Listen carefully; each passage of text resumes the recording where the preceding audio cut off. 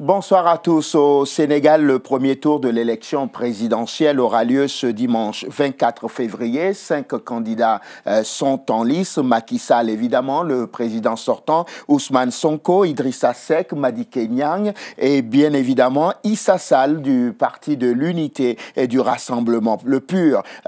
Pour être plus précis, dans cette dernière ligne droite, nous recevons ce soir dans l'entretien du jour un membre de son équipe de campagne ici en France. Djibril Seck, bonsoir. Bonsoir. Merci d'avoir accepté notre invitation. Merci pour l'invitation aussi. On m'a dit que vous étiez le chargé de communication digitale dans l'équipe de campagne de Issa Sall, c'est ça, hein? Oui, tout à fait. Nous sommes chargés de la communication digitale, tout ce qui concerne les réseaux sociaux et tout, ici à Paris et particulièrement en France. Donc, nous sommes chargés de faire véhiculer les informations et la politique du parti et du candidat aussi dans les réseaux sociaux. Comment gérez-vous les dernières minutes, les dernières heures dans cette dernière ligne droite? J'imagine que la campagne tire vers sa fin. Il va y avoir une intensité dans la façon de communiquer, non? Tout à fait. Donc, dans cette dernière ligne, nous accentuons beaucoup plus la campagne sur des vidéos teaser que nous faisons très particulièrement et particulièrement aussi sur les différentes meetings de campagne que fait le candidat.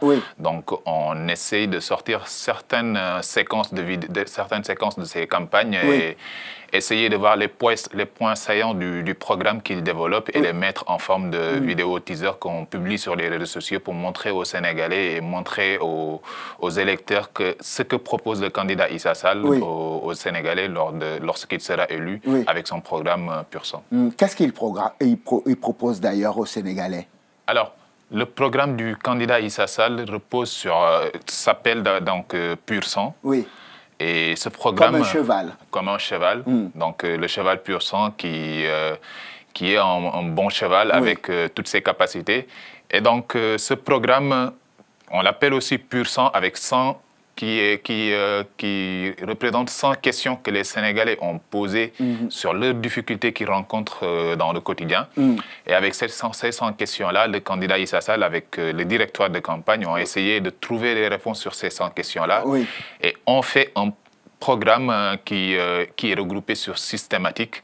Et ces thématiques-là tournent autour de réduire les inégalités qu'il existe au Sénégal, parce que l'on constate qu'au Sénégal, il y a une sorte d'inégalité. Tu vois un enfant qui habite à Dakar, il étudie dans un bâtiment R+1, et tu vas voir un enfant qui habite à Fongolémi qui étudie dans des baraques ou dans même des abris provisoires. Donc c'est cette sorte d'inégalité-là qui existe d'abord dans l'éducation, dans la santé aussi, on voit cette inégalité qui existe, parce que les femmes qui habitent au village accouchent toujours dans des chariots. Ou dans des chariots. Il n'y a pas de chariot, il n'y a pas de dispensaire même dans certaines communes et dans certains départements. Et ces choses-là, par exemple sur l'éducation et la santé, le candidat du PUR, El Hadji Issa Sall, veut amener des solutions à cela à travers l'éducation et la santé qui constituent les piliers de son programme, en fait, parce que ce qu'on pense, c'est qu'aucun pays ne peut se développer s'il n'a pas un bon système éducatif qui permet à ses enfants de s'instruire, de s'ouvrir par rapport à ce qui se trouve autour d'eux dans le monde et de savoir ce qui se passe. Et s'ils n'ont pas aussi une bonne politique sanitaire qui leur permet de se soigner quand ils veulent. Et sur cet aspect, ce qu'il propose au niveau de l'éducation, le candidat Issa Sall propose une idée qui est vraiment une idée innovatrice. Et cette idée tourne autour de la suppression des différentes séries qui existent au niveau du baccalauréat. Ce qu'il propose, c'est qu'on fasse... A, B, C, D. Pourquoi il ne veut plus ça? Nous tous, on a connu cette série. On a connu ces séries-là. Pourquoi le candidat Issa Sall propose de supprimer les séries? Toujours en parlant de ces inégalités-là, ces séries créent une sorte d'inégalité entre les élèves qui étudient. Tu vois, un élève qui fait en série S ou en série S1, il prend de haut celui qui fait une série A, par exemple, parce qu'il considère que le scientifique est au-dessus du littéraire. Il y a toujours eu ce débat. C'est pas vrai. toutes les formes de connaissances sont importantes et toutes les formes de connaissances peuvent être utiles. Aussi, cette forme de série-là a tendance à réduire l'élève, à réduire l'élève à une sorte de choix qui est prématuré parfois même, alors que ce n'est pas ce qui l'aurait intéressé dans le futur. Et c'est pour ça, constatant ces différentes questions-là, que le président Issa Sall, avec son programme, propose dans l'éducation de supprimer les différentes séries. Très bien. On voit bien qu'il a choisi des thématiques qui parlent à la jeunesse. Et quand je regarde votre visage, vous êtes aussi jeune que moi, merci. Et j'étais en train de me dire, finalement, il s'est dit que la seule façon pour lui de pouvoir s'en sortir, c'est de parler à la misère de la jeunesse. Tout à fait, parce que le Sénégal est une population dont 60% est constituée de jeunes comme nous.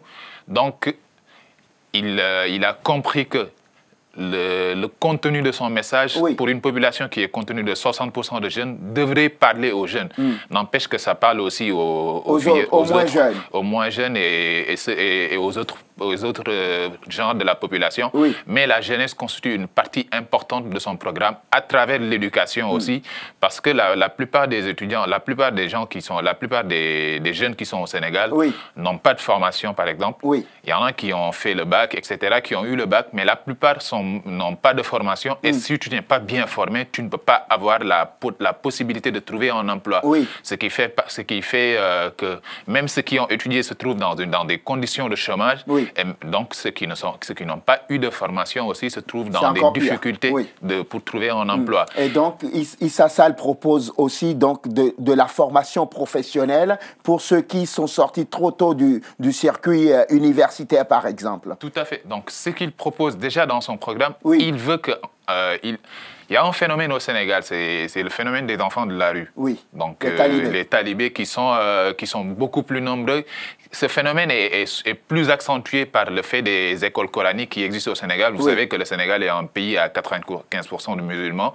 Et donc, ces enfants-là qui sont dans les écoles coraniques, ils le mangent dans la rue parce qu'avec leurs maîtres n'ont pas assez de revenus pour les assurer les trois repas quotidiens. Donc, c'est à ces talibés-là d'aller on les envoie dans la rue pour aller mendier, pour pouvoir avoir de quoi subsister. Exactement. Donc, ces enfants-là, l'État, depuis lors, les a abandonnés. C'est comme s'ils n'étaient pas des enfants de la nation.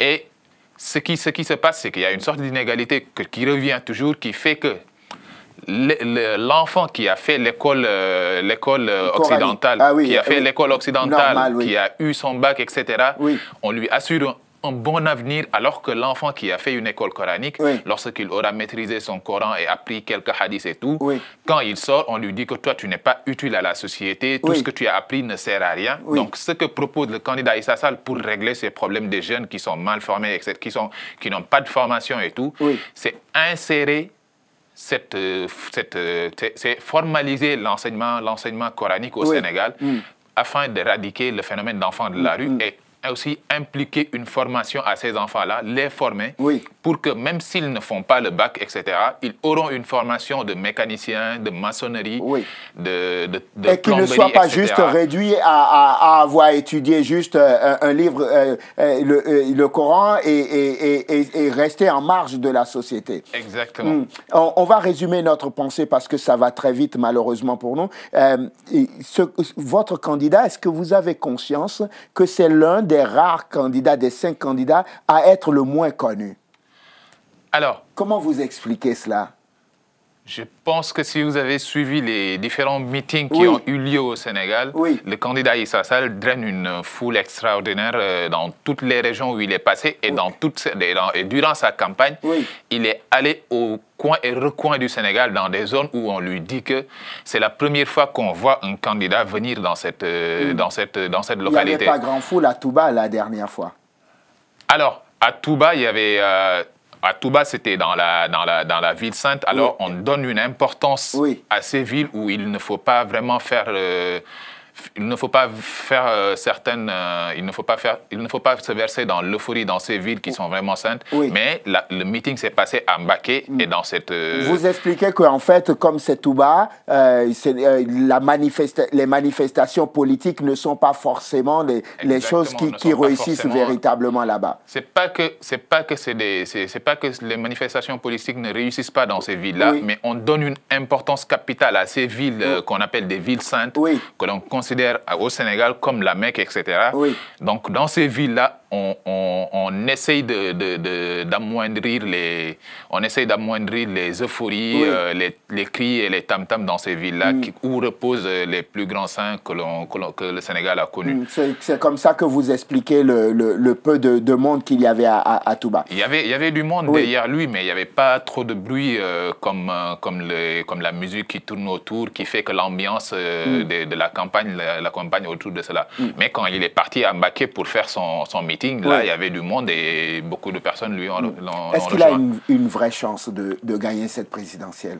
Alors, pourquoi je dirais qu'il a une vraie chance pour gagner cette élection présidentielle? C'est que il a été investi, lui, le candidat, le 8 décembre dernier, au niveau des allées du centenaire de Dakar. Une grande avenue à Dakar où personne n'a pu, depuis qu'on a connu des élections, personne n'avait rempli cette avenue-là. Et lors de son congrès d'investiture, il a rempli tous les allées. On sait comment ça fonctionne. Vous payez quelques badauds, vous leur donnez 500 000 francs CFA et vous les convoyez dans un bus, vous les amenez sur la place pour faire une démonstration de force. Je vais vous donner le slogan des militants du PUR qui dit en Wolof. Ken jënduñu dañoo engagé. Ça veut dire quoi? Ça veut dire qu'on ne nous achète pas, nous sommes des citoyens engagés. Vous aussi? Moi aussi, personne ne m'a acheté pour militer dans le PUR. Pourquoi je milite dans le PUR? Parce que j'adhère à la philosophie du parti. J'adhère aux idéologies que défend le parti, qui repose sur la solidarité, parce que un pays ne peut pas se développer si les différentes composantes qui le forment ne sont pas solidaires. Le développement, parce qu'on a besoin de développer notre pays, et la justice. Parce que, vous savez, au Sénégal, il y a eu pas mal de choses qui ont été dites sur la justice qui font que les gens même se doutent s'il y a une justice qui est vraiment libre au niveau du Sénégal. Et ces différentes idéologies-là que représente le parti fait que beaucoup de jeunes se voient dans le message du candidat Issa Sall. Et le plus important pour le candidat Issa Sall, et ce qui fait sa chance au niveau de ces élections-là, c'est que c'est un candidat qui, avant de briguer le suffrage des Sénégalais, a vraiment investi au Sénégal. Je dis, en 1998, il a créé une université qu'on appelle l'Université du Sahel. Depuis 1998, il a formé pas mal d'étudiants sénégalais et dans la région de l'Afrique de l'Ouest. Beaucoup de cadres sont sortis de son université. Et après cela, donc c'est quelqu'un qui a vraiment, avant de demander quelque chose, a vraiment fait quelque chose. Et c'est ce que le président Macky Sall aussi a fait, non? Dites-moi quelque chose que le président Macky Sall a fait avant de briguer le suffrage des Sénégalais. Quelque chose qu'il a fait en investissant lui-même ses propres fonds, en ne prenant pas les fonds de l'État. L'autre chose qu'il a fait, c'est qu'en parlant de fonds de l'État, c'est la seule personne, le seul candidat au niveau de ces élections qui n'a pas été indexé par une quelconque affaire disant qu'il a pris de l'argent. C'est pour ça qu'il dit qu'il n'a pas les mains sales. Il n'a pas les mains sales, il est pur et il n'est impliqué dans aucun scandale financier au niveau du Sénégal. Très bien, on va conclure cet entretien. Djibril Seck, juste une dernière question. Imaginons au lendemain donc, de l'élection présidentielle, Macky Sall est élu au premier tour. Qu'est-ce qu'il va faire, Issa Sall? Il va continuer la politique ou il va tourner le dos et retourner à ses universités et à la formation? Je vais répondre en deux temps à cette question-là. Très rapidement parce qu'on arrive à la première, c'est que ces élections-là, il y aura forcément un deuxième tour. les tendances montrent que le président Macky Sall ne peut pas passer au premier tour. Donc, dire que ces élections-là vont se faire en un seul tour, c'est juste une vue de l'esprit. C'est juste une vue de l'esprit. Ça arrive? Mais ça ne peut pas arriver parce qu'il y aura forcément un deuxième tour. Et lorsqu'il y aura ce deuxième tour-là, le candidat Issa Sall sera, si le président Macky Sall a beaucoup de chance, il sera avec le candidat Issa Sall. Sinon, il y sera avec... c'est le président Issa Sall qui sera avec un autre candidat de l'opposition. L'autre chose que je veux dire, c'est que c'est important en fait, parce que la plupart de nos politiciens, lorsque les élections terminent ou quand il n'y a pas de campagne, etc., ils n'ont rien à faire. Alors que pour le président Issa Sall, comme je viens de te le dire, il a son université, il est enseignant. Il retournera à l'université enseigner, mais ça n'empêchera pas qu'il y a des élections municipales qui viennent. Il y a d'autres élections qui vont venir au Sénégal et le PUR va continuer encore à se massifier et à gagner beaucoup plus d'électorats pour mener le Sénégal vers un avenir meilleur. Djibril Seck, merci infiniment. Je rappelle que vous êtes soutien de Issa Sall du Parti de l'Unité et du Rassemblement. Issa Sall est l'un des 5 candidats à la présidentielle sénégalaise du 24 février prochain. En face de lui, il y aura donc Macky Sall, Ousmane Sonko, Idrissa Seck et Madické Niang. Merci infiniment d'être venu dans l'entretien du jour nous parler de l'ambition que porte Issa Sall pour le Sénégal et pour la jeunesse sénégalaise aussi. Je rappelle que vous êtes donc le chargé de communication digitale dans son équipe de campagne ici à Paris et dans toute la France. Merci infiniment d'être venu. Merci à vous de nous avoir suivis. Je vous souhaite de passer une excellente suite de programmes, évidemment sur Télésud. On se retrouve demain pour un nouveau numéro de l'entretien du jour. D'ici là, portez-vous bien. À demain.